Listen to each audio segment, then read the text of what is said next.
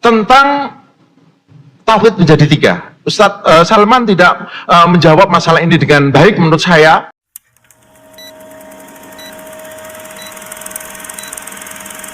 Tentang tauhid menjadi tiga. Ustadz Salman tidak menjawab masalah ini dengan baik menurut saya. Pertama adalah tidak pernah disampaikan dalam kitab-kitab yang menjelaskan akidah salaf tentang pembagian tauhid menjadi tiga. Oke, ada ucapan Imam Abu Hanifah yang dipahami oleh sebagian kawan kita salafi bahwa itu membagi tauhid, tapi itu hanya tauhid dua saja, tidak tauhid tiga. Dan yang teruk dari tauhid tiga ini bukan masalah pembagian tauhid menjadi tiga atau sifat 20. Dari sisi pembagian, oke, ini ijtihadi. Masalahnya adalah konten dari sifat 20 ini tidak ada yang bercanggah dengan Ahlussunnah wal Jamaah. Sementara tauhid tiga ini ada kesalahan, baik kesalahan asas atau kesalahan non asas. Contoh yang kesalahan asas adalah tidak pernah dijelaskan dalam kitab-kitab salafi yang menyatakan bahwa para nabi ini hanya berdakwah tauhid uluhiyah saja. Boleh dibuktikan mana ucapan ulama yang secara shareh, kalau hanya kalam-kalam yang muhtamal ini kita boleh berdebat. Tapi kalau ucapan salaf yang secara sharih menjelaskan bahwa para nabi hanya berdakwah tauhid uluhiyah, ini yang perlu dijelaskan. Yang kedua, kemudian kesalahan asas adalah bahwa mengira Abu Jahal dan Abu Lahab ini bertauhid rububiyah. Dan ini tidak pernah diucapkan oleh ulama manapun. Boleh buktikan ucapan mana yang mengatakan bahwa Abu Lahab, Abu Jahal, musyrikin Arab bertauhid rububiyah? Tak ada. Oke, Ustadz Salman pasti akan berhujah dengan ucapan tadi dari nukilan dari At-Tabari. Oke. Ini ada kesalahan pemikiran menurut saya. Imam At-Tabari mengatakan bahwa ketika orang kafir menyatakan bahwa Allah sebagai Khalik dan seterusnya, itu iman bukan secara syar'i, tapi iman secara lughawi.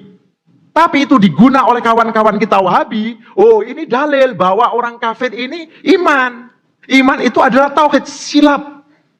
Karena apa? Ulama mengatakan bahwa iman yang dimaksudkan pada ucapan Allah sebagai Khalik itu adalah iman secara lughawi. Siapakah ulama mufassir yang menyatakan seperti itu? Imam Ibnu Atiyah dan Imam Ibnu Athur yang jelas menyatakan seperti itu.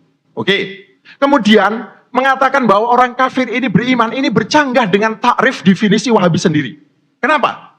Iman menurut Wahabi adalah terdiri dari 3 juzuk. 1, i'tiqad bil qalbi, 2, an-nutqu bil lisan, kemudian amal bil jawareh. Pertanyaannya, ucapan orang kafir yang mengiktiraf Allah sebagai pencipta, apakah menetapi 3 juzuk iman yang ditetapkan oleh Salafi Wahabi? Tak. Dan saya sudah tanyakan kepada kawan-kawan kita Wahabi, pun mereka tidak mampu menjawab dengan baik masalah ini. Jadi sekali lagi, iman yang tadi dijelaskan oleh Ustadz Salman itu adalah iman secara lughawi. Kenapa? Bimujarradit tasdik bi annallaha khaliqun. Dan sekali lagi, untuk dianggap sebagai bertauhid rububiyah itu mesti mengiktiraf seluruh sifat-sifat rububiyah Allah. Apabila hanya sebagian rububiyah Allah yang diiktiraf, itu bukan bertauhid.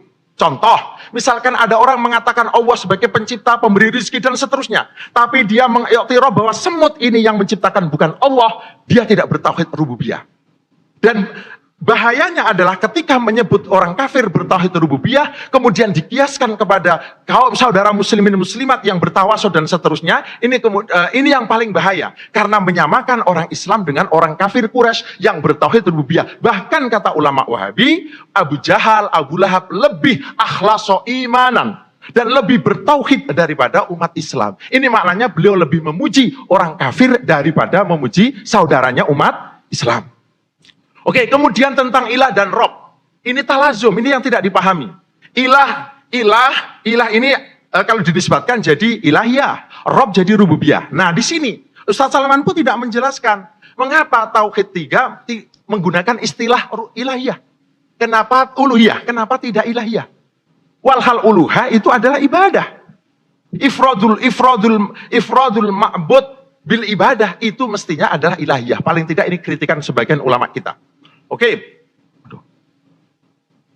Terus kemudian Ustadz Salman pun juga tidak mampu menjelaskan mana ucapan salaf yang membagi tiga tadi sudah saya sampaikan, tidak pernah ada. Itu murni ijtihad. Tapi ijtihad dikira sebagai akidah yang asas sekali sehingga mudah sekali untuk mengkafirkan saudara-saudaranya yang berbeda pendapat. Terus kemudian Ustaz Salman pun juga tadi tidak menjelaskan siapa yang menyatakan Abu Lahab bertauhid rububiyah. Ini sebagai asas supaya kita nanti ada kesepakatan, dan itu tidak pernah disampaikan. Saya terus kepada beberapa isu yang saya dah tulis. Yang pertama sekali berkaitan dengan tauhid yang disebutkan oleh Kiai tadi tentang uluhiyah dan rububiyah. Saya rasa ini pertumbungan utama yang mesti kita selesaikan. Kiai bertanya, apakah Nabi mengajar uluhiyah sahaja tanpa mengajar rububiyah? Kalau kamu mencari perkataan, memang tak akan jumpa istilah ini dengan maksud itu dalam ilmu mengajarkan tauhid datang kemudian. Tetapi lihatlah apa yang diajarkan oleh Nabi SAW kepada mereka. Allah ta'budu illallah. Supaya kamu tidak menyembah melainkan Allah. Jangan kamu syirikkan, ya ahlul kitab ta'ala ila kalimatin sawa'in bainana wa bainakum. Kita tidak menyembah melainkan Allah. Nabi tanya kepada sahabat, kam rabb tu'bad yaum? Berapa banyak Tuhan disembah hari ini? 7, 1 di langit, 6 di bumi. Nabi kata, siapa yang kamu harapkan? Raghbatan wa rahbah. Dia kata di langit. Nanti kamu masuk Islam, kamu datang jumpa aku. Ini semua menunjukkan bahawa dia orang tak ada masalah dengan mengiktiraf kewujudan Allah Subhanahu wa taala. Jelas kalau buang jauh sedikit sudut bahasa, memang betul Nabi SAW tidak kata ke orang, akuilah bahawa Allah tu wujud. Tak ada. Tak ada. Nak cari perkataan tak jumpa. Tetapi sebab Nabi diutuskan di tengah masyarakat yang ada orang namanya Allah, orang namanya Abdullah. Itu realiti. Sebab tu dia tak setuju bila Nabi sebut Ar-Rahmanur Rahim. Mereka tak setuju, kata kami tak tahu, kami semua tahu Bismillah. Nama tu kami tak setuju, tapi Allah sendiri kami dah setuju dan tahu Allah Tuhan. Yang datang nak kata, nak tekankan juga, bukan, Nabi datang mengajarkan mereka bahawa kenal Tuhan. Ini mukabarah, menafikan hakikat. Satu. Yang kedua, tauhid kafir. Siapa yang kata mereka ini bertauhid? Kena faham, ini dalam konteks bahasa yang kita gunakan. Bahasa yang kita gunakan, kita bukan bererti dia itu berada di atas keimanan. Bukan kita kata Abu Jahal, Abu Lahab itu beriman. Tokoh-tokoh Wahabi yang sebut begitu juga bukan dia berkata orang itu beriman. Dia cuma nak mengatakan bahawa kamu kena jaga.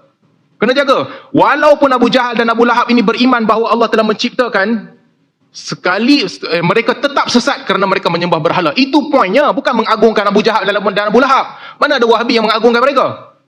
Konteks perkataan tu perlu dilihat. Yang ketiga, ini saya bimbang Kiai bila duduk lama dengan Ustaz Engku, Kiai belajar dengan Ustaz Engku kaedah untuk bermain-main pusing bahasa. Kiai kata, Wahabi sendiri pun tak beriman bahawa mereka ini ada tauhid. Sebab iman pada Wahabi ada 3 perkara. 1, iqrar. Yang kedua, nutq. Yang 3, amalan. Contohnya, iman dalam konteks ni bukan maksudnya iman yang hakiki. Itu bukan maksudnya. Bila berkata mereka beriman dengan tauhid rububiyah, artinya mereka percaya tauhid rububiyah. Jangan main bahasa. Pusing bahasa, itu maksudnya lain. Kamu pergi letak dalam konteks istilah iman yang sebenar. Mesti ada iqrar, mesti ada syahadah, mesti ada lakukan amalan. Bukan. Ini saya rasa mungkin Kiai belajar dengan Ustaz Engku. Ustaz Engku kerap buat begini. Wahabi kata bid'ah berlaku dalam masalah dunia. Habis tu maksiat bid'ah kah? Bukan. Dia kata bid'ah berlaku dalam masalah dunia, artinya maslahah duniawiyah di situ okey.